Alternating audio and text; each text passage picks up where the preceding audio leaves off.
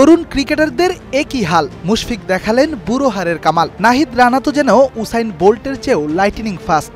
অলিম্পিকে যোগ দিবেন নাকি চাপাইয়ের স্পিড মাস্টার? জাতীয় স্টেডিয়ামে ব্যতিক্রমী এক দিনই কাটালেন তাসকিন, সৌম্য, মুস্তাফিজরা। ফিটনেস টেস্টের জন্য সূর্য ওঠার আগেই এদিন সবাই হাজির হয়েছেন স্টেডিয়ামের অ্যাথলেটিক ট্র্যাকে।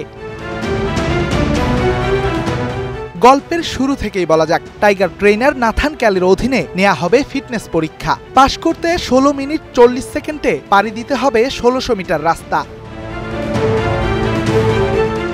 ফাইনালের আগে মিড টেস্টে 50 মিটারের পরীক্ষা দিয়েছেন মুস্তাফিজরা। এরপর শুরু হয় 1600 মিটারের মহা পরীক্ষা। দুই দলে ভাগ হয়ে দৌড়ে অংশ নেন ক্রিকেটাররা। প্রথম ধাপে লিডিং পজিশনে নাহিদ রানা মাঠে যেমন দ্রুত গতির বলে ঘায়েল করেন বাঘা বাঘা ব্যাটারদের, এদিন পায়ের জোরে হার মানিয়েছেন দলের অন্য সবাইকে। 1600 মিটারের ফিনিশিং লাইন নাহিদ টাচ করেছেন মাত্র 5 মিনিট 31 সেকেন্ডে। দলের তরুণরাও যখন কোনো মতে পার করেছেন নির্ধারিত লক্ষ্য, সেখানে ব্যতিক্রম ছিলেন অভিজ্ঞ মুশফিকুর রহিম। সময় নিয়েছেন 6 মিনিট 10 সেকেন্ড, হয়েছেন তৃতীয়। 8 সেকেন্ড কম নিয়ে মেহেদী মিরাজ হয়েছেন দ্বিতীয়। তবে মুস্তাফিজের অবস্থা ছিল ছেড়ে দে মা কেঁদে বাঁচি। প্রথম বহরে ফেল করা একমাত্র ক্রিকেটার তিনি।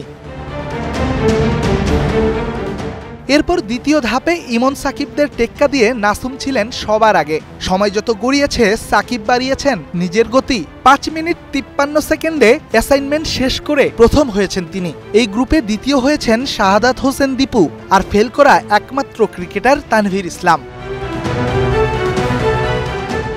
একই গ্রুপে ছিলেন সৌম্য, তাসকিন, শামীম পাটোয়ারি। কাতারে শেষের সারিতেই ছিলেন তারা। দৌড় শেষে পারভেজ ইমনের তো যাই অবস্থা, নিঃশ্বাস নিতে মাটিতেই লুটিয়ে পড়েন এই ওপেনার।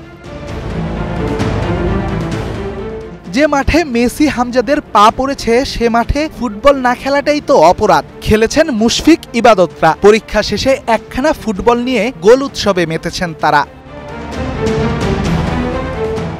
টেস্টের পর একে একে মাঠ ছেড়েছেন সৌম্য, শান্তরা। তবে এখানেও ব্যতিক্রম মিস্টার ডিপেন্ডেবল। বাইরে দাঁড়িয়ে থাকা এক রিকশায় চড়ে ছেড়েছেন স্টেডিয়াম। বড় ভাইয়ের দেখানো পথে হেঁটেছেন মেহেদী মিরাজও। জানা গেছে পরীক্ষা দিয়ে মেট্রো চড়ে বাড়ি ফিরেছেন দুই তারকা।